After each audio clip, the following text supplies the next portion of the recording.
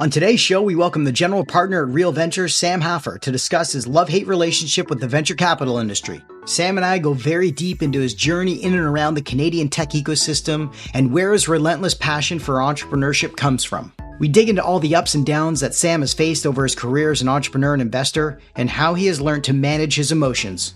We talk about imposter syndrome for VCs and if he ever doubts his own ability to be a great investor or fund manager.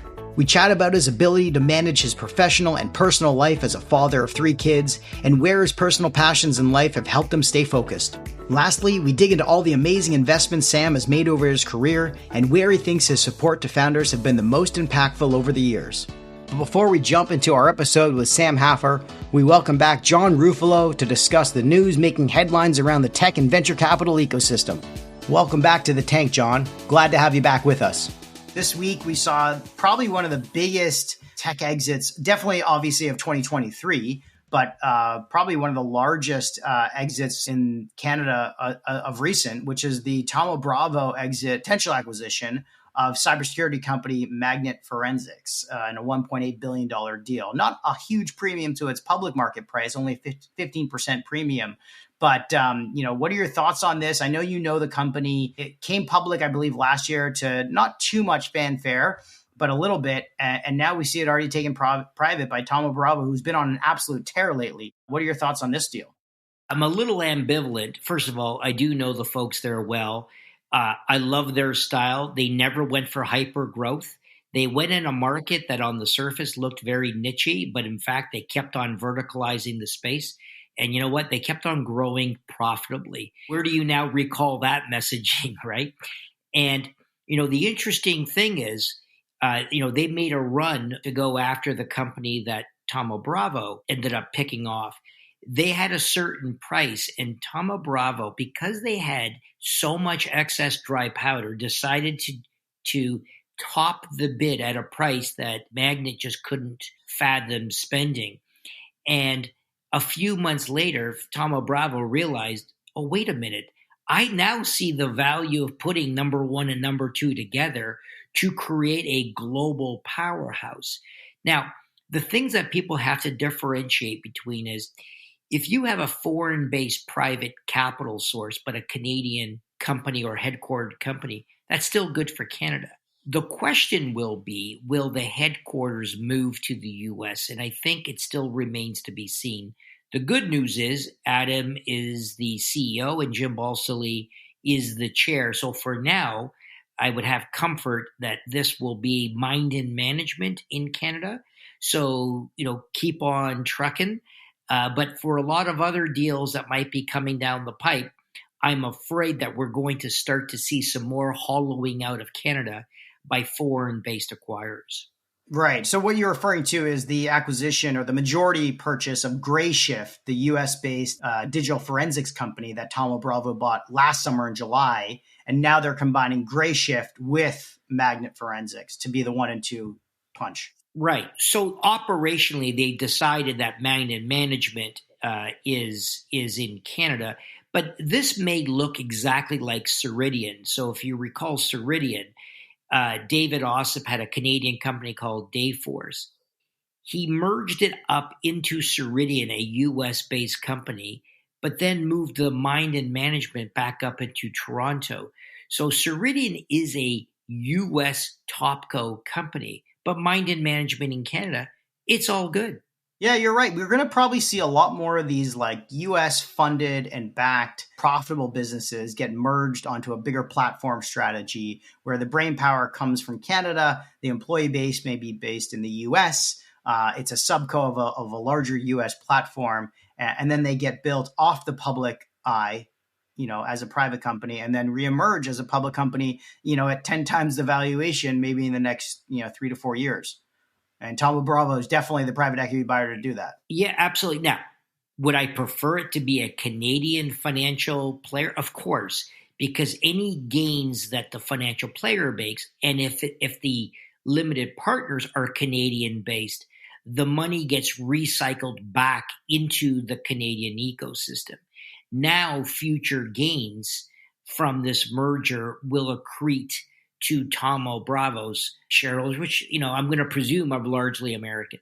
Yeah, exactly. And just kind of pulling on that thread a bit in terms of how Canada has been losing a bit from the economic gains here. There was an article that Sean Silcoff and Josh O'Kane from the Globe and Mail released last week that has your name written all over it about how the Liberals have basically botched the job in the OECD, the Organization for Economic Growth, and policy has not really been executed well in keeping Canada at the leading forefront in innovation.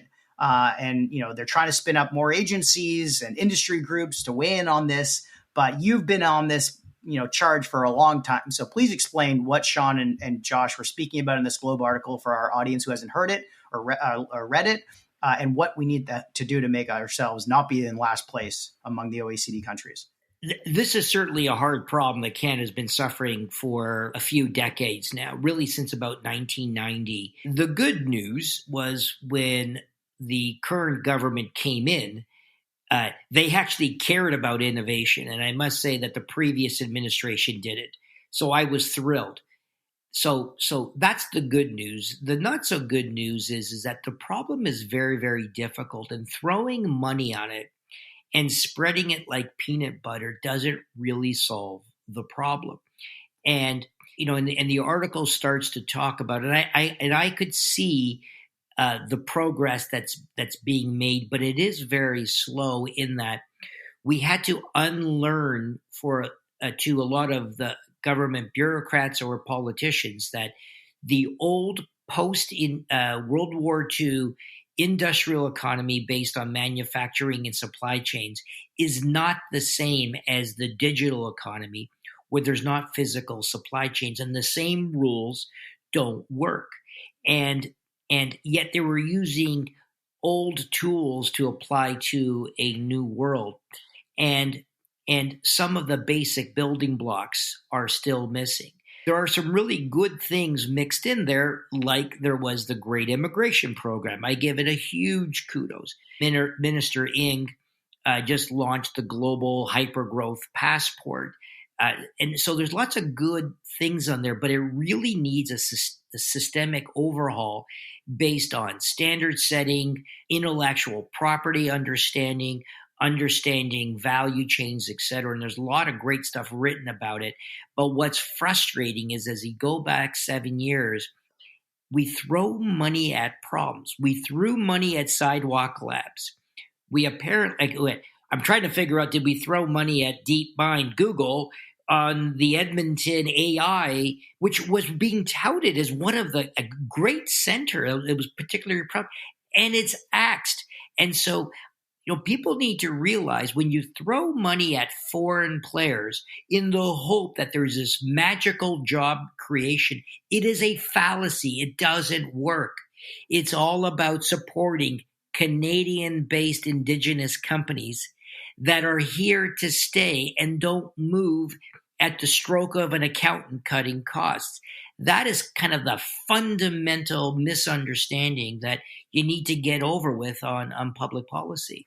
Yeah, I mean, you look at the stats that they throw out. It's kind of gut wrenching to think, smaller, nimble countries like the Netherlands and Israel and South Korea just absolutely kick our ass when it comes to innovation. We rank 24th overall in the knowledge and technology outputs. We still remain net importers of IP compared to other countries. You talked about this on the other episode regarding intellectual property ownership. We'll see how this plays out. But if you had to sort of pick a lane for us to double down on for the next, 5 to 10 years, where would it be? Well, the lane, in my view, is innovation in the broadest sense. Think of this as a farmer's field, right? You want the government to play the role of getting all the weeds out of the field, providing the irrigation system and the water in order for the farmer to be able to have enough fertile soil, but then getting the hell out of the way and allowing the farmer to dictate which plants should grow and in what conditions.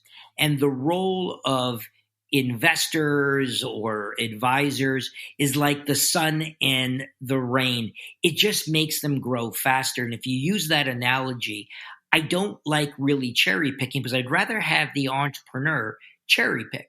Now, we did cherry pick AI, and I thought that was a great cherry picking. And the way that we started the cherry picking was to be building capacity through education and training. That was a hell of a start. I'm still supportive of that. Where did we go wrong?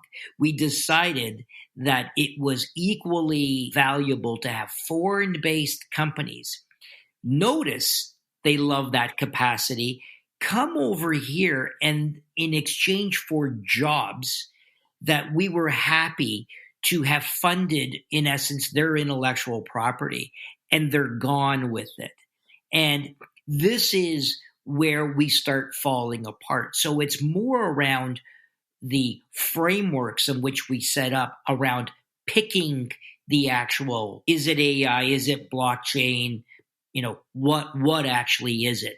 Because it's going to change because technology cycles change so rapidly.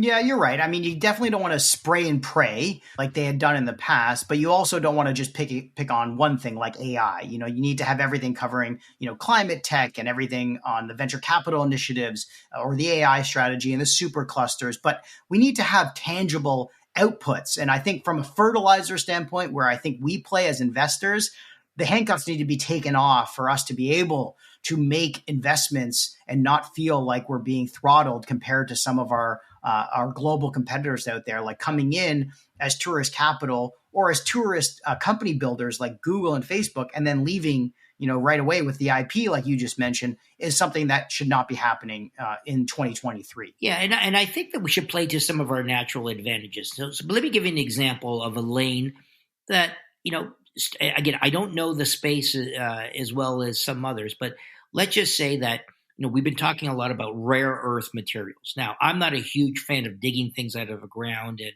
and then selling them off. But if we were to use the advantage of our rare earth materials and then using them into the supply chains, a value-added supply chain, but building an industry here, I could see that. Where I don't like it is if we go into and say, we need to mine rare earth materials so that we could send that offshore to China or Mexico or whomever and lose out on all the value added aspects to it. Well, I think it brings us right back to that resource-based economy, branch plan economy, which really doesn't create long-term wealth in the long run.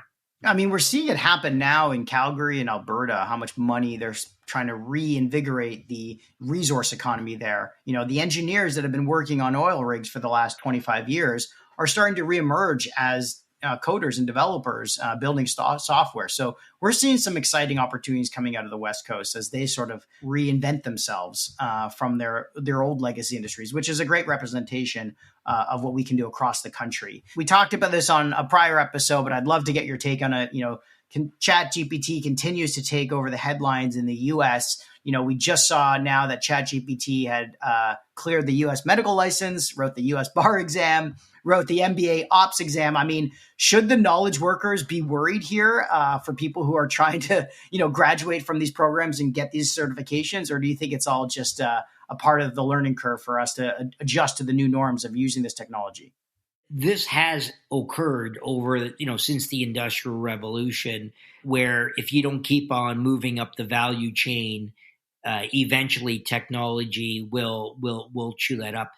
The problem, though, is the rate of change. Before, it used to happen in generations, and only 10 years ago, it happened within a living, or maybe 2 decades ago, within a living generation. It's happening within, from years to months now.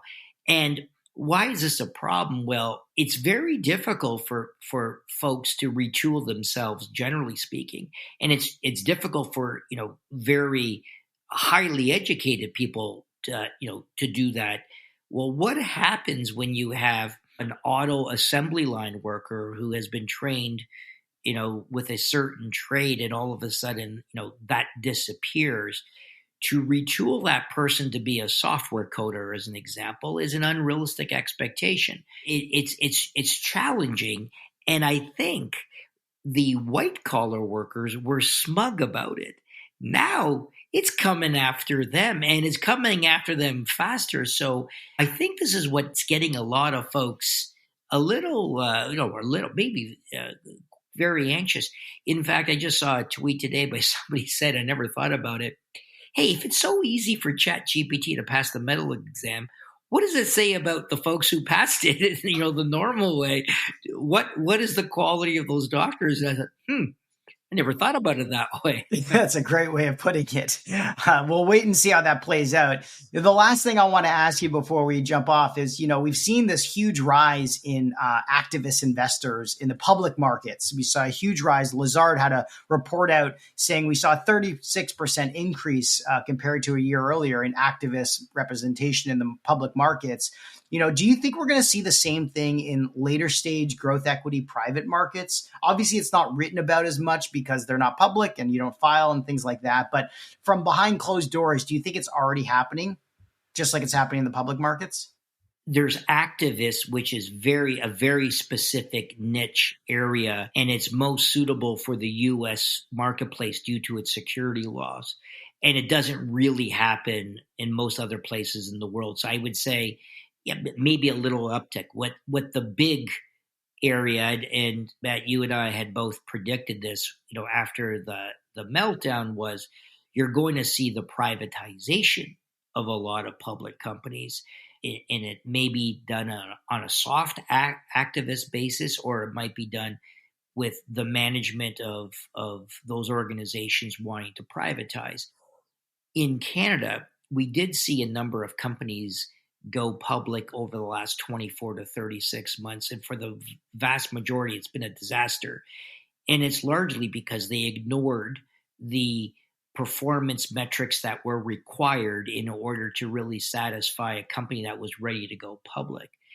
I think many of them are ready to go private. The problem is they raised the capital but didn't really change the behaviors in terms of spending. And a lot of them have spent a lot of the cash. And I think that, I am aware there is a lot of discussions going on with a lot of folks, whether they're Canadian publics or in particular the US SPACs, and many of which were complete terrible companies that went into the SPAC route because they couldn't get financed privately. I think you're going to see a lot of those just go by the wayside, but I think 2023 will be a big year for public companies to either disappear or being taken private. Yeah, it definitely has shown when a company is down 85% from its IPO price or its highs, these private equity buyers have their fangs out and they're going to take whatever kind of pound of flesh they can on some of these public shareholders because they have no other choice. I mean, an activist is there to make change, and most likely the end result is going private so that they can start to rebuild behind the curtain, so they don't have to be beholden to that quarterly reporting that has to happen in the public markets all the time. Well, this has been great. Thanks for doing this, John. Always appreciate your insights, and congrats again on the bike ride you just completed. Thank you. A huge milestone. All right, thanks, Matt. Appreciate it. Take care. Bye-bye. Now let's jump into the tank for this week's episode with Sam Haffar from Real Ventures. Thanks for joining us in the tank today, Sam. Hey, thanks for having me, Matt. Sam, you've been in and around the Canadian tech ecosystem for quite some time, but for those of our listeners who may not be so familiar with your background, it would be great to kick things off with a little bit about you and how you made your way into the startup ecosystem and eventually venture capital as such a prolific early stage investor.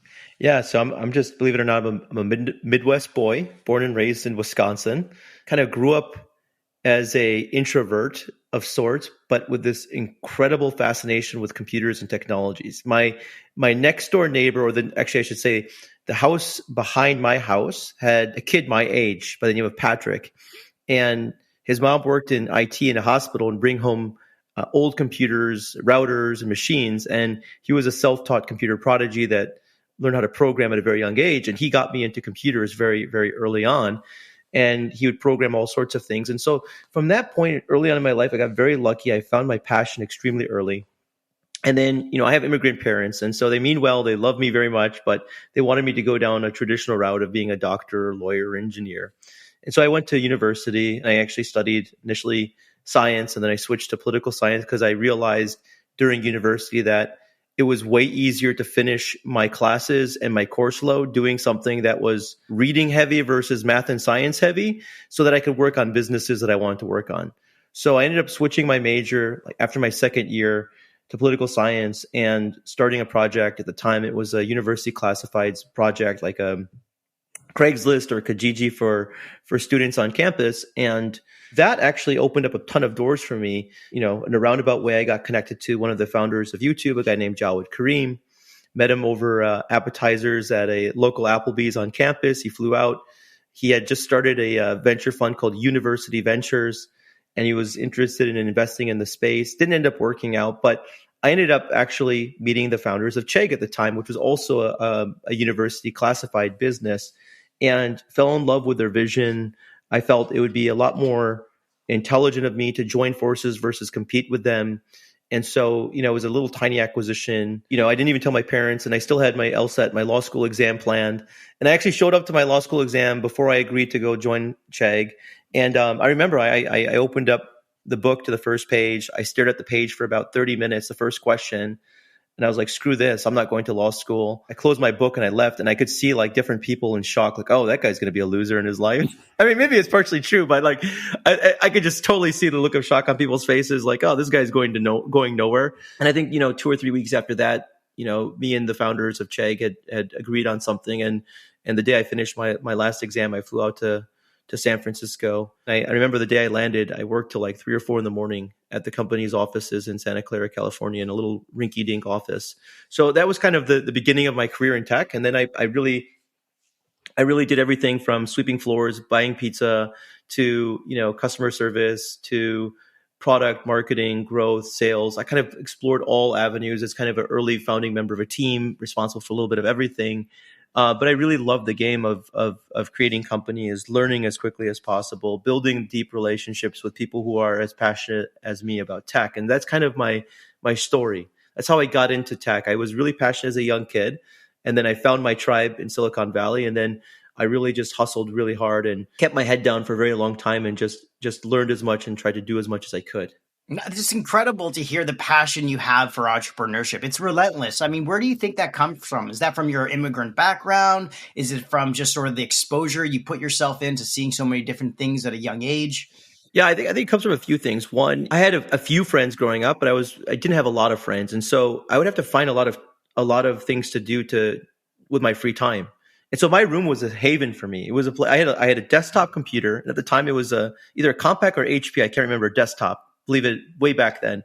And I taught myself how to create maps using WorldCraft or Counter-Strike. I taught myself how to build basic websites using, at the time, I think it was Microsoft Visual Basic, or it was, CSS. I can't even remember. I would just create. My room was a place to create. And I learned very quickly in my life that creating was empowering and fulfilling. And then some of the things that I created, I started making friendships online with other creators, with other designers, with other map makers for WorldCraft. And then I had a community, and I didn't feel as alone. And as a kid, I was always very creative as a kid. I would make movies in my basement or my backyard. I would, find things around the house to create, inventions. I've always been passionate about building. So I would say that was kind of authentic to who I was since I was as a kid. I would say I was more of a builder than a hustler. I wasn't the kind of kid that would go around door to door trying to sell, garbage bags or try to, sell lawn care services, but I was a builder and I was an inventor. I would say I was more of an inventor mindset as a child. I was fascinated with inventing. It wasn't creating companies. It wasn't trying to make money. It was inventing things that were useful to others. My father is a retired physician now, but he moved to the US in the 70s, and I would say very loving dad, very caring dad, but, having kind of immigrant parents that came to the US with very little, worked really, really hard, wanted to make sure that he raised his family and his kids to never be, to never expect any handouts, to always kind of work really hard for everything. And so I would come home with like a B+ or A-, and not the kind of dad that would just smile and give me high fives. It would kind of be like this look of, are you, this very silent look of, are you pleased with yourself?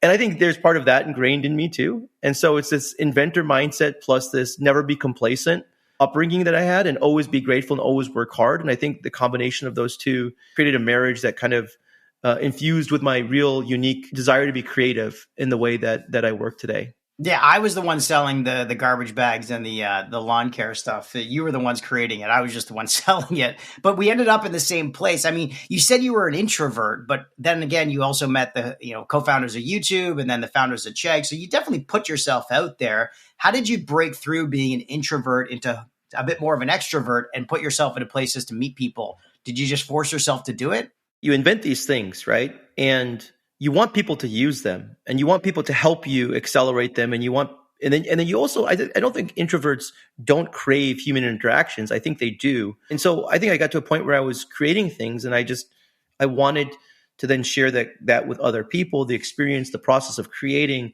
I wanted to gain their experiences. So actually, when I was in university is when I really broke out of that introvert mindset. And I went to school at the University of Minnesota in Minneapolis. And I remember when I was creating my college classifieds company, I was like desperate for knowledge and information. How do I acquire users? How do I grow the business? How do I get funding? This was back in 2005, 2006. And for those of you listening now, of course, now you can use ChatGPT and it'll give you every single step-by-step play of a playbook of how to do that. But in 2006, there weren't these microblogs of former entrepreneurs, tweeting, here are the steps to success, or here's how you do that. I think TechCrunch at the time was new. I think YC was like just getting started. There's very little information. And I just had this awesome conversation on my YouTube channel with Aiden Mizrahi about Fresh Founders. And he was like, in 2006, when they started Fresh Founders with Toby and Harley of Shopify and Luke Levesque, there was just no information out there. So they started this group to share information about SEO and how to acquire customers and how to build better product. It was the same thing. So I was going out there on campus looking for every single person I could find within my university community that shared my passion, that could help me accelerate the business. And that's when I said I kind of broke out of that mold, because the mission of growing my classified was far bigger than my comfort and desire of being an introvert. So that's when I kind of shifted my mindset. And that's when I started exploring and trying to creatively collaborate with more people and partner with more people and convince them to join the mission of what I was doing. And I think that was a really important moment in my life. Yeah, I mean, it shows the power of community and network effects. I mean, how many people have prolific Twitter presence and followings, but when you meet them in real life, they're not the same necessary personality. But, Twitter has brought out of them the ability for them to speak publicly or about their own opinions when they may have not done that in a more public setting in real life, which is a good thing for some people who would never be able to say anything if there wasn't something like Twitter. So I completely agree with that. But, you made your way into venture capital and you've become such a well-known early stage investor in the Canadian ecosystem. Can you give us some insight on how you made your way up to Canada and working as an early stage venture investor? Well, I made my way to Canada through love. I fell in love with a Canadian and married a Montrealer. And my wife was actually going to move to the United States, and she had her fiance visa approved, and we had like a 2-month or 3-month window for her to immigrate to the United States. But in that period, a bunch of things had happened. One, I was traveling to and from the Bay Area to Montreal to be with my fiance at the time. And as I spent more time with her in Montreal, I would have a lot of downtime because she would still be working. And I would try to occupy my days and find things to do. And I found this amazing place, which I love. And I, shout at every single rooftop that every entrepreneur should go to, called the Notman House, which is a tech hub in Montreal. And it was at the Notman House where I, was spending some of this free time saying, hey, here's my story. I live and work in the Valley. Can I be helpful to anybody? And I started connecting with other entrepreneurs in Montreal. It's how I got connected to Real Ventures in Montreal. It's how I got connected to Founder Fuel. So it was actually during this downtime where I started to realize I never had thought of, oh man, Canada is a great place to build my professional network and to pursue my interest in technology and entrepreneurship and venture capital. It was all serendipitous. It all just happened. And one of the days I was at Notman House, I bumped into this guy. His name is Gabriel Sundaram. He's now the co-founder of a company called Mission.dev. And Gabriel was at the time working at Real Ventures. And he's like, oh, you're interesting. We should connect you with some of our companies. And then I met Julian Smith from Breather. And I met, Carl Mercier at the time, who's running Virage Sale. And I met all these other really interesting founders, Ethan and Hisham at Frank and Oak. And I realized, holy crap, the quality of entrepreneurs and founders here are no different than the quality of entrepreneurs and founders in the Bay Area. And a light bulb popped in my mind. And it was almost an opportunistic arbitrage play in my mind, which is, hey, there's this enormously saturated market of VC and entrepreneurship in the United States. No one's paying attention to this place called Canada. All these amazing people and things are happening here. The community is vibrant. People want to support each other, help each other. There's a true, genuine interest to carry each other towards success. And when I met Real, what I fell in love with Real was not the fact that they were Canada's leading seed fund, it's the fact that they had the tenacity to do these things that I never saw other VCs doing in Silicon Valley. They are the ones that drove the foundation of and the founding of the Notman House through the Osmo Foundations. They were the ones that brought Canada their first accelerator, Founder Fuel. That is not typical of a venture firm. They're builders, and I'm a builder. And I want to be, if I'm going to do venture capital, I want to be venture capital at a firm that has the DNA of building and creating and taking risks. And so I fell in love with Real. I fell in love with the quality of entrepreneurs in Canada. And then I just took that bag of tools and skills that I had from Silicon Valley, and I said, can I apply those here in a way that could be helpful in serving entrepreneurs in the venture capital ecosystem and the tech ecosystem in Canada? And that was my playbook. And so I did have the insight to say, hey, this is an unsaturated market with enormous upside and opportunity. And I kind of started to change my projections of where I thought I would take my career in the Valley. And I said, well, this is a great place to actually execute some of these ideas.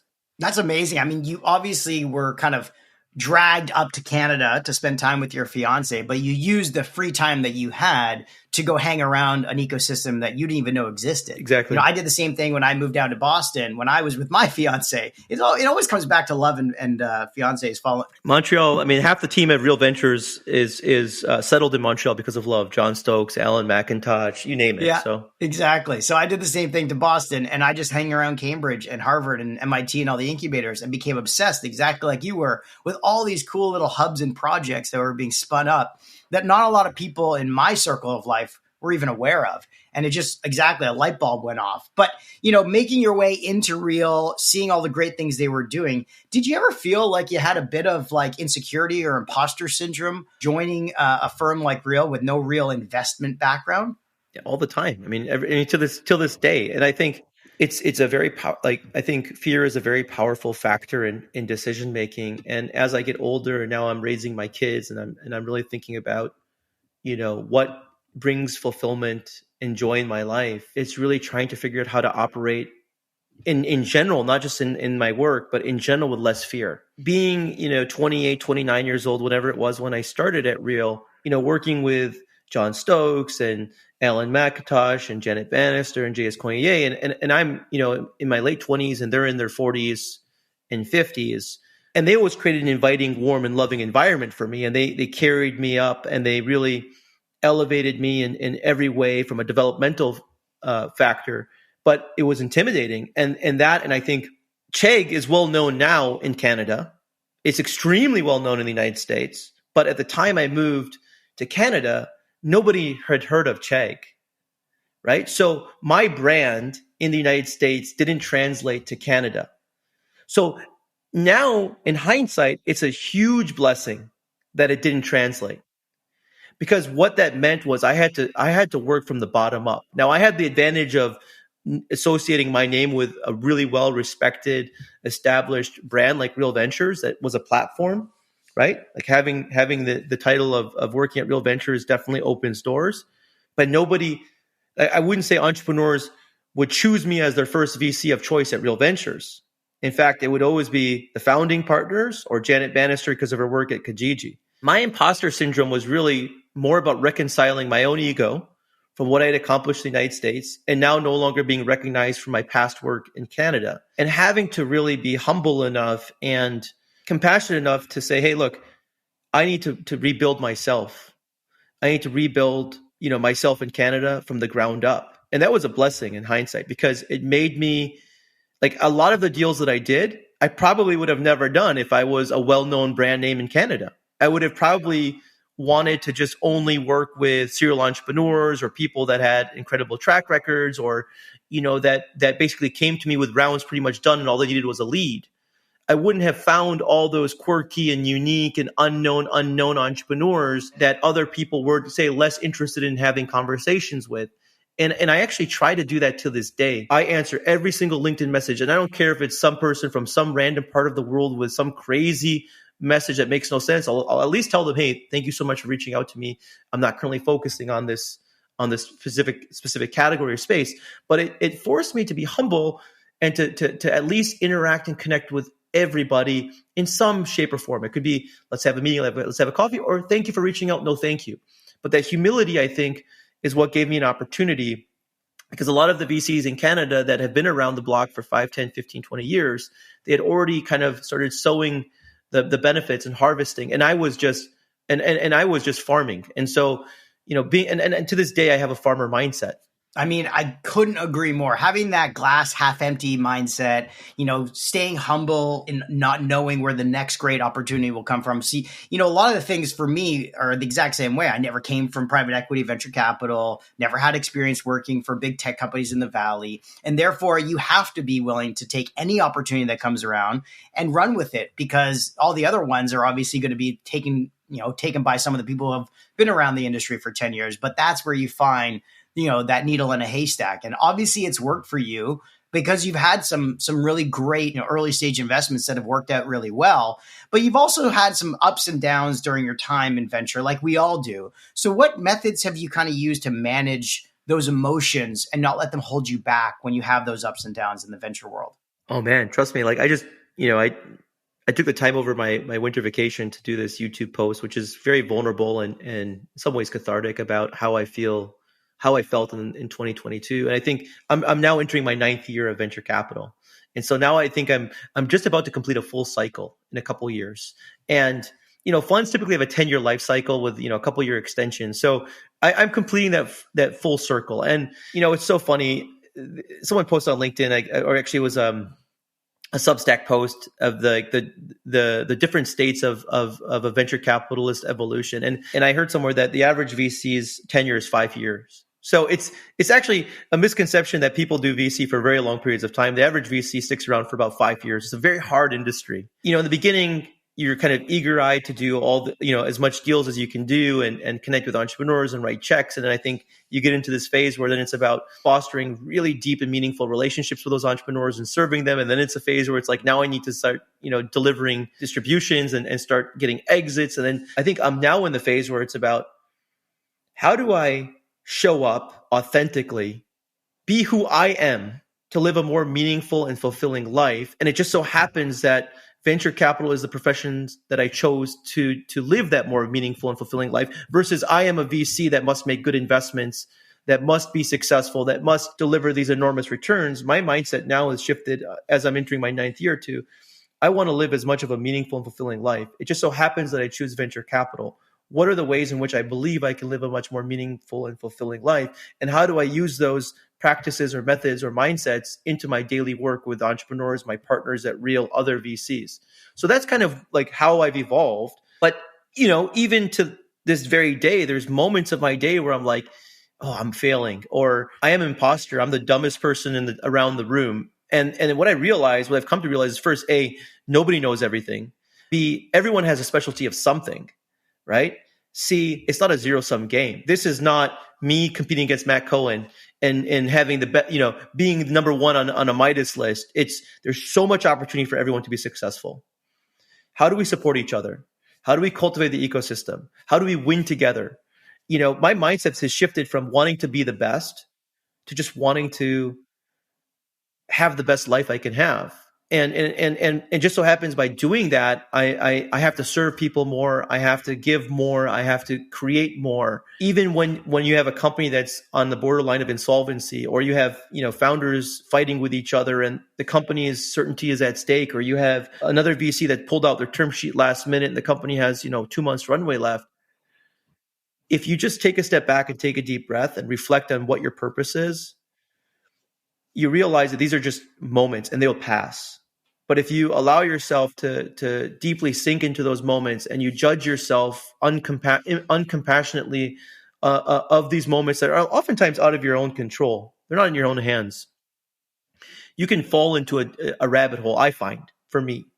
And you fall in the rabbit hole of judgment and comparison. Oh, Matt's doing better than me. He must be smarter than me. He must have better deal flow than me. He must have better skills than me. For me, that's no good. That takes me nowhere. So what I do in my darkest hours now is I have amazing colleagues and I went through coaching and I went through all sorts of really interesting developmental programs of conscious leadership. And so what I do now is I whenever I have negative feelings, I just stop what I'm doing. I try to be patient, and then I try to reset the perspective that, okay, I am this person who happens to work in venture capital. Venture capital is not me. And my job is to serve entrepreneurs, to nurture the community as much as I can, to grow and develop. And in the process of doing that, I'll have wins, I'll have W's, and I'll have L's. In the process of doing that, I'll make mistakes, and I need to be compassionate to myself, and I need to believe in myself at the same time, but not forget what my real purpose is to serve others. And I know with my heart of hearts, if I serve others, good things will inevitably come. Wins will inevitably come. And, a very smart VC said that the winners that you think are the winners are not likely to be the winners. Like you just don't know in this game. You could be the smartest person on the planet, and you could say, okay, this company has raised 3 rounds consecutively every 6 months at 3x post-money valuation increase. And then, by year 6 or 7, they fizzle out. I mean, I don't know if I'm the one that's going to be bringing the bread to real in this fund or if it's my colleagues. So it's as much as we think it's a single player sport, it's a team sport. And as long as we're constantly growing and developing ourselves and our processes and how we make decisions and how we deal with conflicts and challenges, we are going to inevitably win. But if we get sunk into the fear or the regret or the blame, you're not going to win because it's a collective strategy. It's a portfolio strategy. And so I care less now about me being the one that picked the right company that delivered 50, 80, 70, 200% of the fund value. It matters less and less to me as I get older. It mattered so much to me in the beginning because I wanted to prove myself. But as I get older, now it's like, how do I create more value to my colleagues? How do I create more value to the ecosystem? How do I create more value to real brand? That's what drives me now. I mean, that is the most authentic and transparent answer I've heard from anyone when asked why they care about working in this industry. So I appreciate you sharing that. I mean, I felt every emotion that you shared during that sort of like rundown of what it's like working in venture, from who are your losers going to be to your winners, crazy founders, dealing with like term sheets being pulled and, all of a sudden a company flipping on the switch after 3 years of, almost losing out every single time. There's just so much. I think the one thing that I also really love though about this job versus where I came from, working in hedge funds and Wall Street, is that it's much more collaborative for the people who want to be collaborative, like yourself. I enjoy having teammates who are on different teams, but they're kind of teammates in this, working together on a board and trying to help the founder through a tough time. It's nice to know that there's other people who have skin in the game that want the same outcome as you. It's when it's more I than we that this industry gets a little bit too cutthroat. And we're seeing a lot of people with their fangs out, obviously, these days, but with the crazy insanity that we saw in 2021, as you mentioned, with you having so many freshly minted unicorns, how did you stay grounded when you saw like some of your seed investments up 100x? On the one hand, I was grounded because I always believe that our job is to deliver cash on cash returns to our limited partners and to ourselves as the GP that invests in the fund. And until you deliver cash on cash returns, no matter how much inflation there is on the books in terms of IRR or TVPI, total value paid in capital that you've created, it's not realized. It's non-realized. And so on the one hand, the problem that I had in the past is that I believe so much in my companies and the founders that I partner with that I never imagined selling. Like I always want to stay with the company because I believe in their infinite potential. And I think the part that's been trickiest for me is, and it sounds so obvious to people because it's called venture capital. It's not called, venture love. It's called venture capital, is the actual, liquidity side of the business. And I'm starting to become better at understanding that and better at understanding the cycles and better at understanding the timing and better at understanding how do you still serve entrepreneurs while still making sure that, you're not over indexing on any single company.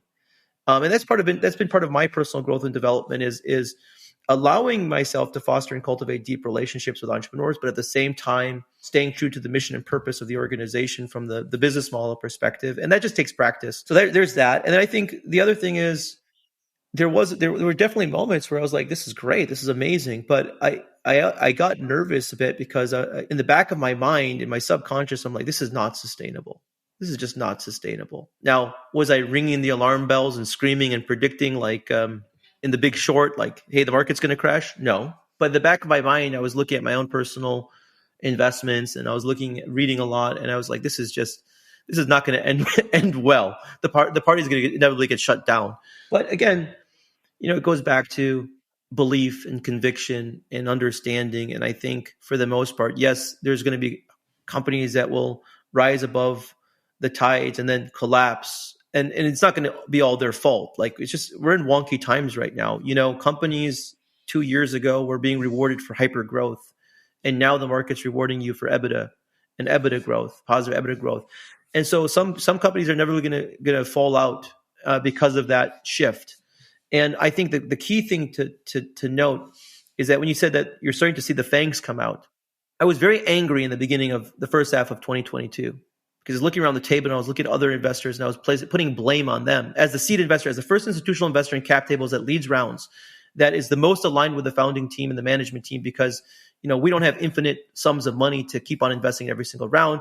Our ownership gets diluted on a pari passu basis with the founders. We're more and more aligned as the company raised more and more money, the founding team and Real Ventures as a seed fund. There was moments of anger where I saw other VCs and later stage funds, with big brands, big names, everyone looks up to, everyone respects. And I felt like they were taking advantage of the situation. And I put in my mind, I didn't do it, verbally, but in my mind, I was putting blame on them. These people are taking advantage of the situation. And it made me very angry and bitter. Like, how can entrepreneurs look at these brand name funds and think they're the best funds on the planet when they're doing this? And then I realized, no, they're not taking advantage of the situation. They're fearful. Just like I was fearful when I first started and I had, giants at Real Ventures that I was trying to show that I had the ability to do what they could do, or when I was fearful when my companies went through something and I didn't have the experience to handle it. Fear is a driving factor behind decision-making in lives. And I think even the best funds can be fearful in fearful times. And the thing is, when you see the market or the Dow or the S&P 500, go down as much as it's gone down, and the Fed's constantly playing ping pong with the interest rates, and LPs that invest in these funds saying, "Hey, hold on a second, we need to slow down." It elevates fear. And when fear is elevated and people look at a situation, it's very easy to get caught into that fear and then to create your own narrative. Oh, the management team doesn't know what they're doing. Well, 2 months ago, you're applauding the management. Not 2 months ago, but a year ago or 6 months ago, you're applauding the management team for the very same thing. And now, you're punishing the management team with these types of terms. And I think it's not because they're bad. It's not because they're not good investors, but it's because when you act on fear, you make fearful decisions. And that leads to a fearful environment, fearful relationships. It leads to fearful decision making. And I think what I'm trying to do most now is to help raise a level of awareness of fear, my fear and others' fear, so that we can make practical, rational, logical decisions that are rooted in truth and less in emotion.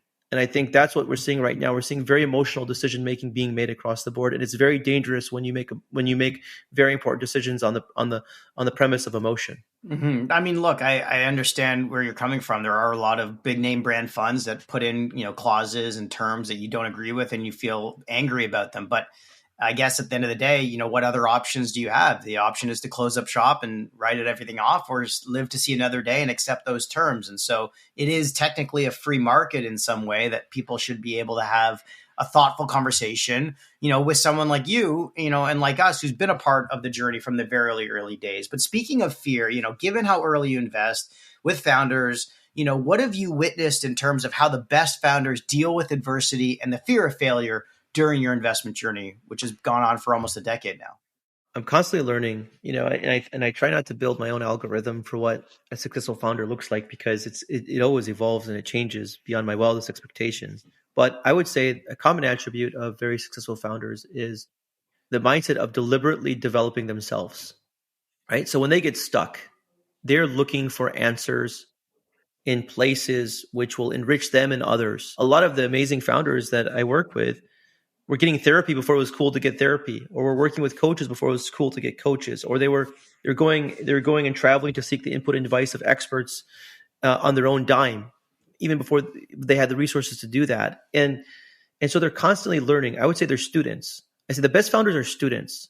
They're not always the most intelligent people. They're not always the most insightful people, but they are incredibly good students. They're students of themselves. They're students of the game of entrepreneurship. They're students of their business.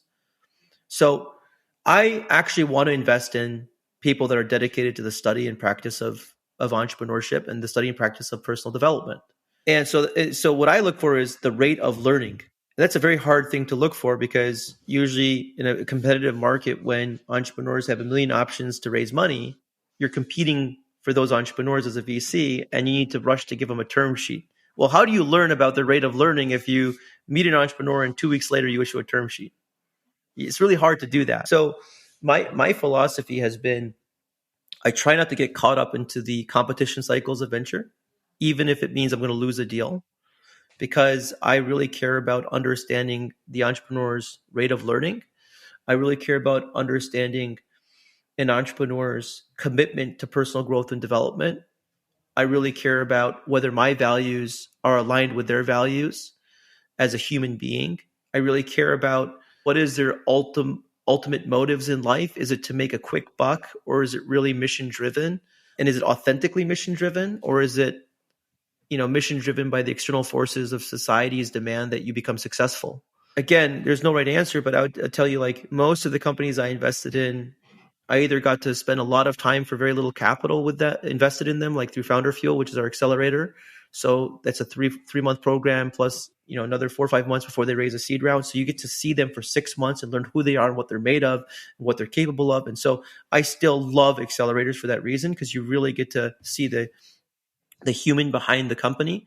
And then I would say the other, 50% of my successful investments, I had spent, 4 or 5 months building relationships at a minimum, 4 or 5 months before I made the investment with those entrepreneurs.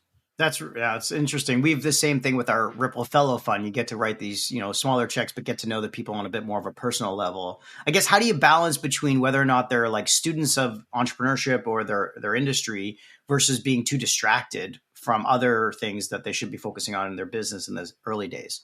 When I say students, it's really they're focusing on two areas. How do I live a more fulfilling and meaningful life by coping with the stress and anxieties of building a company, the pressures of building a company, the fear of running out of money. This is a less sexy side of VC and startups that does not get as much coverage and love from the community as it deserves to, which is the mental side of being an entrepreneur.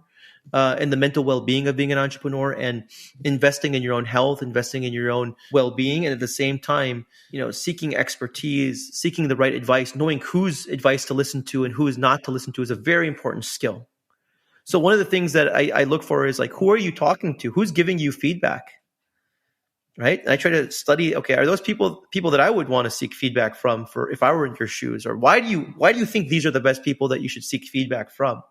So I look, there's some degree of pattern recognition. A lot of it's luck too, right? Like, I don't want to sound like I'm a genius. Like, I've had plenty of bad outcomes from a dollar point of view. I've had zero bad outcomes from I wish I didn't invest in this company. I have some entrepreneurs now that will offer me advisory roles, even though I'm not investing in the company, or a position on the board seat. I mean, those are people that really, and not because it's flattering to me, but I think they're committed to studying who are the best people to support them. And they have a thesis for why they're the best people to support them. And then they seek the advice and input from those types of people, which enriches their knowledge. And at the same time, they're saying, oh, I'm dealing with stress, or I'm dealing with, difficult situation with my kids at home, or I'm dealing with this health problem. And they're figuring out, how do I cope with that, which requires human development. And then they're putting the two together, and they're creating and fostering a culture and environment where people want to work for, a mission that people want to join. And I think it's that. But again, like I said, I don't think it happens overnight. It's a very slow process. I think as a seed investor, the earlier I can write checks, the less amount of money, the earlier I can write checks, the more it gives me time to really discover these individuals as human beings and see what they're made of. And it gives them more time to build a relationship with me that's more meaningful. Well, I mean, speaking of kids, you've got 3 young kids, which is exhausting for 2 working parents, as I can imagine, with only one child. But you're also dealing with dozens of young founders who are probably texting you daily and asking for your help putting out fires. So it becomes very overwhelming. How did you manage your personal and professional relationships during the last few years, especially with COVID? And do you have any advice for other venture fund managers out there that you would recommend that they try and build as they build up their venture career while raising seedlings at home? Have compassion for yourself. Again, I think social media is an amazing tool. Social media and technology, the internet is opening up the world to, realms of endless possibilities, but it's very easy to get sucked, at least for me, sucked into the comparison trap. If I'm not doing enough, I'm not smart enough, I'm not working hard enough. And I would say the first thing is have compassion for yourself. It's the process of doing that's more important than the outcome. I think that's a very difficult thing to swallow when you don't make it to the covers of Forbes because you tried. You make it the covers of Forbes because you had the most successful IPO, or you completely disrupted an industry. But in my opinion, those are the outcomes of continuous development. Those are not the inputs.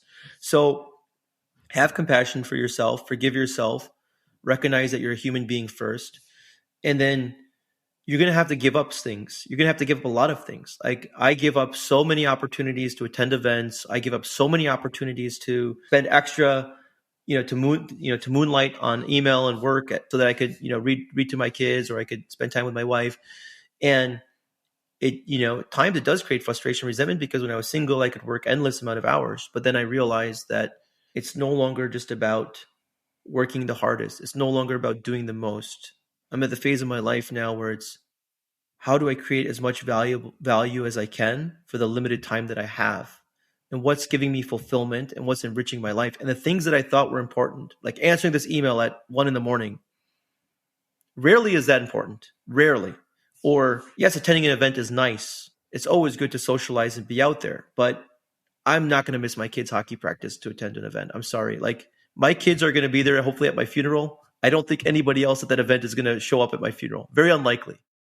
I try to think long term and focus on the things that I think are going to enrich me and fulfill me in the long run. And then obviously I still have regret. I still have doubt. I still have fear. I'm a human being. I still make a lot of mistakes. I still go backwards in my development sometimes. But I think what's important is you get better at recognizing it faster. You get better at being more patient. You get better at forgiving yourself and having more compassion for yourself and others. You operate a little bit less from fear, a little bit less every single time you're in a hard situation. Instead of freaking out, you're like, okay, take a deep breath. The time will pass. Don't write anything that you're going to regret. Don't say anything you're going to regret. Think about it.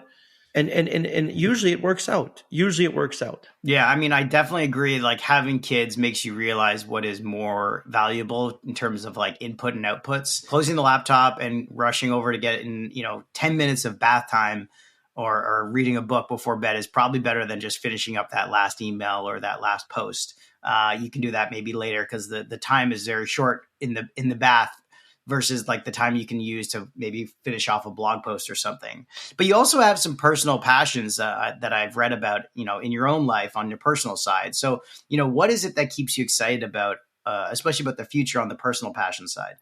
So I think we are living in the most exciting times of the past, century. Like this AI revolution that's happening. Well, it's been happening. I mean, but right now we're really at a culminating point where I think the acceleration of its impact is going to be unprecedented to humanity in every possible aspect of life. So I'm more excited now than ever before, not only as a VC, but as someone who from a young age was an inventor, continues to be an inventor and a creator. Like I paint, like I do small scale painting in my house. My house is full of my paintings. I love to paint. I take although I do read a lot of business books and listen a lot of business podcasts and a lot of business newsletters and blogs, I get a lot of inspiration from artists. So I follow other artists. I read what they have to say, how they think about the world, what inspires them to do the work. So I take inspiration in venture capital from other, non-obvious industries. So the art industry is an area I had a lot of inspiration and passion for. I created my YouTube channel. I launched it, 60 days ago. It's called Sam Startup Stories. And I wanted to be a YouTube creator for a long time. And the reason why is because I don't have much time. Like I have very little free time with 3 kids and this job and a wife. And I think When I look at my phone, it gives me a report of where I'm spending my time. And the most amount of discretionary time I was spending was on YouTube. And I was like, you know what? In YouTube, it was probably like a 60-40 equation. I was spending 60% of my time on YouTube for just entertainment and 40% to enrich myself in whatever, spirituality, how to, fixing stuff at home. To me, like YouTube was this amazing place for discovery. And I'm like, I should actually create stuff on this instead of just consume stuff. Let me learn how to create stuff on this. And for me, that was authentic. Like, I don't think I would be doing Spotify podcast, like, just regular podcasts, because that's not authentic to me. Like I was making movies as a kid. It's a very visual thing. And so for me, YouTube was was a really exciting platform to explore a lot of my creativity. And I'm really excited about what I can do with that. So I love to create. I love the arts. I love, filmmaking. Taught myself how to do, like, I'm still teaching myself to this day how to do editing, how to actually produce, how to storytell. I'm really bad at it right now. I think I'm getting better at slowly but surely, but I love to learn. And so, in my free time, I want to do things that I can create things and I can learn. And that's kind of how I enjoy my free time. Wow. I mean, first off, for someone who had to do all their own editing on their own podcast when we started, and makes home videos and stuff all the time, I know how much time and effort it takes. And watching you create Sam's startup stories on YouTube has been inspiring. I mean, the production quality for someone who's doing it themselves is amazing. I know you probably don't want to hear that just yet because you're still in the early days, but it really is inspiring for someone who's also trying to create content. I mean, what's the long-term vision for you, if you have one, for your YouTube channel with Sam Startup Stories? It's, by the way, thank you. That's very generous thing. Those are very generous things for you to say, and I appreciate it. I don't know yet. I think what I love about venture capital, to me, tech and entrepreneurship, this is my tribe. This is a community that I fit in. And these are people that I trust and that I can relate to. And it just so happens that what we're doing, the friendships that we have, just so happen to have massive scalable impact. And so for me, it was always about being this introvert, seeking information and knowledge, and building friendships through connectivity that kept me in the industry. And now it's like, as I built those relationships, I got inside information on these stories of the founding of these companies and the tough times of decision making and the trials and tribulations. And I thrive off those stories. It's like lifeblood for me. They're so interesting. They're so captivating. They're so, fulfilling. So part of me, just wants to give that back. Like, I want to put it out there. I want to tell more stories that are not being told. A lot of people want to, click on the links that are, really great for SEO, that are well-known people that, are going around the circuit and doing podcasts. I actually want to tell stories of the lesser known people that are really interesting and really exciting, that have these incredible insights. So there's that. Two, I want to find a way how to take what's going on up here in my brain and marry it visually with the work that I do in a way that's actually exciting and interesting. So, like, one of the thoughts that I have with Sam's Startup Story is, can I make the art of building companies or the art of leadership or the art of personal growth and development as interesting as Mr. Beast? Is that even possible? Like, can you do that? To me, that's a very exciting question. And I don't think I'm anywhere near there. And I think it's a huge, lofty goal, and that will take a decade to figure out if I have the patience to do it. But it's very exciting to me is, can you take really deep and meaningful, hardcore stuff and make it much more palatable from an education consumption experience to a broader audience? So right now, I think the tech community is very like, how do you make $1 million? Or it's very, let me tell you about this cutting edge technology that we did, 16 years of research, and it's very technical, and it's very, I want to bring a little bit more humanity into the industry if I can, a lot more compassion, a lot more love. And at the same time, can I make it entertaining? Can I make it more consumable? Can I tell stories that are lesser known? Can I elevate my community in a way that I feel they deserve to be elevated? Right? I think those are the kernels of the idea. It's still very broad. I still am experimenting. I'm still trying a bunch of different things, but really those are the kernels of the idea that I'm going to experiment with over the next year or two. I mean, it makes a ton of sense to me. I mean, we've seen guys like Guy Raz, with How I Built This and, $1 Million Podcasts, and even the Acquired FM guys. I mean, geez, they've done, hours and hours of work just to get a podcast episode together and take a very unsexy story and try to make it entertaining. There's definitely people to look up to. So who do you look to for inspiration in the content space? I have 3 young kids. My boys are 7 and 6. The content creators that we love to spend time watching are like Colin Furze, who's, he does these crazy inventions, or like Mark Rober, or, Dude Perfect, or Mr. Beast. And I think, so that's on like kind of the pure entertainment side, but there's some educational value in that entertainment for some of those people. And then from a intellectual curiosity, personal growth and development, leadership side, I definitely love Lex Friedman. I love the Diaries of a CEO, which is just blowing up right now. I think those are like really, really intellectually curious people.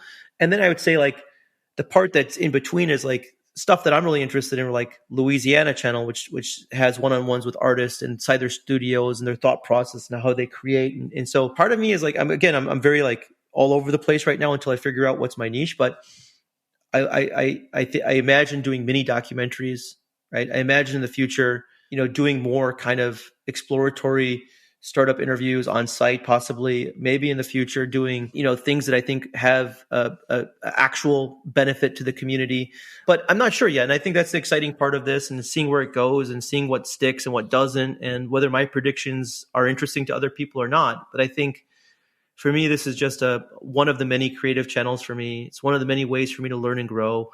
And I'm just having a ton of fun doing it. Well, maybe you'll be the next Mark Leda, the creator of Soft White Underbelly, which is definitely... Yeah, I love that channel, by the way. Yeah, I love that channel. It's an incredible one. Just taking it back, to some of your investments and the VC journey you've been on, you've made incredible investment picks in Missouri, Sonder, Paper, Reno Run, Pluto, MindBridge AI. They've all been at different stages of growth. They're all at different stages now. How have you been able to continue supporting these founders as the companies have scaled, given your early stage focus? And what would you say you've done the most to support these founders as they've scaled to the much later stages and eventually IPO? Obviously, it changes over time. Like, what I'm learning is the role that I would like to play as companies scale. Again, when I first started in this industry, I thought, I had to be the smartest person in the room that has all the right answers, that can tell a CEO, here's how you continue to grow at, 300% year over year, or here's what you need to do to fix the product, right? I am better at understanding that I know less and less than what I thought I knew as I get older. And I am actually much more curious and listening now than I was 5 years ago. 5 years ago, I wanted to teach. Now I want to learn. And so the way I try to stay relevant and grow with these companies as they scale and they become bigger and they add, fancy VCs to the cap table, is less of trying to be the smartest person in the room and more of trying to elevate the consciousness and awareness of our emotions, and to be a partner that creates a safe space for exploration, a safe space to be vulnerable. It's very hard for me to go out there and like attract entrepreneurs to this value proposition, because like, who wants to admit or acknowledge they want a partner where they could be vulnerable or that creates a safe space? Everyone starts their journey thinking, I'm going to become a billionaire and I'm going to change the world and I'm going to buy these jets and I'm going to, start this philanthropy. But I think what the world needs more than ever right now is, a partner that is going to allow you to be authentic, that's going to help you navigate the complexities of the emotions of business building, that's going to create a safe space for you to, as the entrepreneur, to be vulnerable. And I think that's a timeless thing. Like being a human development partner is a timeless thing that doesn't matter what stage you are at building a company. That is a very valuable thing to have.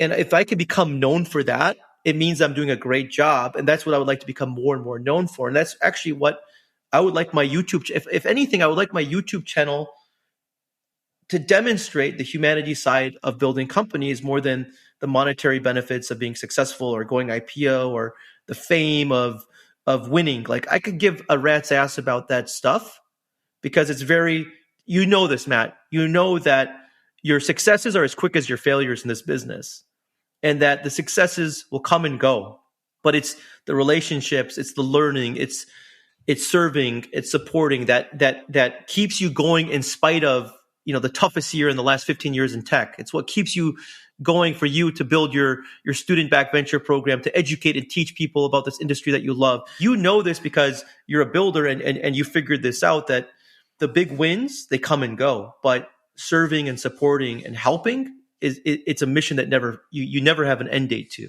Yeah, I mean, I couldn't agree more. I mean, when someone told me, what it was like getting into venture and said, listen, this is a 25-year journey, I said, like, buckle up, let's go. I'm down for that because it's a give first mentality. The ripple effect and the ripple projects we have are all embedded in our culture. And I agree with you. Like, it's a give first, helping, supportive, long-term journey. And I kind of tell my team, I'd rather you have a couple losers early on in your career so that you can cherish your winners and how hard and how long they take to actually happen. But if you have like a quick win, then you're done. Yeah. And by the way, it's like, I just want to make a clarification, because if people take what I say at face value, they'll say, well, you're a VC that doesn't care about making money. No, I do care about making money.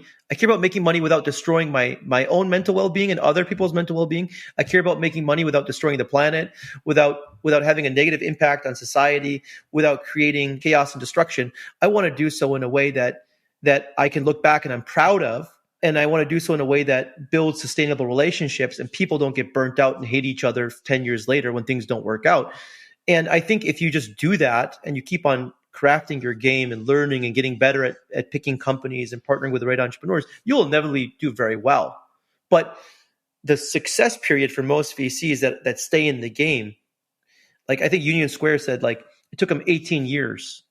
Right now, they had like big wins throughout those 18 years, but really to fully see what the fund can generate takes 18 years. So it's a very long game we're in. Yeah, it's not a zero-sum game for like performance or delivering returns. Everything else is a loser, and performance is the only thing that matters, is what we're saying, which makes a ton of sense. So, I'm excited to watch your continuation of content creation and the startup stories journey on YouTube. So anyone else out there who hasn't found it before, definitely subscribe. It's an incredible channel, and I'm excited to see what more content you put out. But before we wrap things out, we always ask our guests for their fast favorites. So first off, your favorite podcast. Oh man, it has to be right now Lex Fridman. So long. Which one's your favorite so far? Recent. Oh man, I love so many of them. I think he recently Mr. Beast, I think, was just on. Yeah, I mean, I would say like I really like the conversations that like he talks to hackers, or he'll talk to like people that worked in the CIA, or like I'm really curious about other industries and like I love his evolution. So I think he's a great host and he's a great podcaster. Yeah, absolutely. Next is your favorite newsletter or blog? Oh, man, so many. Well, right now I'm a big fan of a company that like we did a small investment through our accelerator called Waverly. And the guy that's founded the company, Phil Baudouin, is this AI genius. He worked for Yoshua Bengio, and he actually created like this awesome personalized feed for stories and content that is tailored to you, and it works really well. And so I don't even know, I just hit thumbs up, but Waverly is an amazing application. Highly recommend it. Check it out. Oh, that's very cool. Got to check that out. And I'm finding all sorts of stuff that I never thought I would love, and I'm just like, it's really good. That's cool. That's like, I remember that old app. There was like Flippa or something. No, not Flippa. I think it's Flipped. Flipped. Was it Flipped? Yeah, that was it. Yeah, exactly. Yeah. Next is your favorite tech gadget. It still has to be my phone for sure. Just an iPhone? Yeah, just an iPhone for sure. Can't go home without it. Next is your favorite new trend. I hate to say it, but like I'm addicted to ChatGPT. What are some of the things that you've like got it to spit out for you? Like, hey, give me a good idea for like a startup related YouTube script. Oh yeah, I typed in a podcast script. It went off on that one. Yeah, I think right now it's still generic, but like I just find it. And actually, no, the most interesting one I did recently is write me a script for a $1 billion blockbuster film that is an extension of The Matrix, and it wrote me one, and I wish I took a screenshot of it, and the antagonist in the script was AI that was trying to destroy the world. I couldn't believe it. I was like, this is so good. This is so good. And there's a group of rebels that have formed to try to upend the AI. Oh my God. How long was it? It was like they had 3 scenes. They had act 1, act 2, and act 3. And it wasn't that long, but it gave you the bones of the story, the beginning, the middle, and the end. And I was like, I got shivers from it. I wish I took a screenshot of it. That's amazing. Well, it's probably in your history on the left-hand side. Favorite new book? Oh man, I wouldn't say new book, but like I keep going back. I'm reading a bunch of old books right now, and I love Kitchen Confidential by Anthony Bourdain. It's like a great book if you haven't read it. Anthony Bourdain, who passed away a few years ago, was someone that I took so much inspiration from creatively growing up, and it's just a story about his shenanigans and his journey through life from being kind of this deadbeat punk to, working as a sous chef and amongst a bunch of miscreants, and to then becoming like an internationally renowned, traveler and host of a show that, has really, bent the genre of food in a way that has never been done before. And I love that story. Yeah, amazing story. And last but not least, your favorite life lesson. If you live by fear, you create a fearful world. But if you live by love, you create a fearless world. Not fearless, but fearless world. And I think that's probably right now the thing that's resonating most with me. Hey, I mean, it was love that got you into Canada and into the venture capital ecosystem. So it all comes back to love. Thanks so much for joining us in the tank today with partner at Real Ventures, Sam Haffar. Thanks, Matt. Thanks for listening to another episode of Tank Talks. To learn more about this episode, be sure to go to Apple Podcast or Spotify to find more detailed notes on this episode or to check out previous episodes. Also, if you enjoyed this episode, please leave us a review and a rating as it helps us out a lot. And hit that subscribe button so you can get notified when new episodes come out. Finally, make sure to give me a follow on Twitter at Matty B. Cohen or at Tank Talk Podcast to stay up to date on new episodes or to be a guest on our show. Till next time,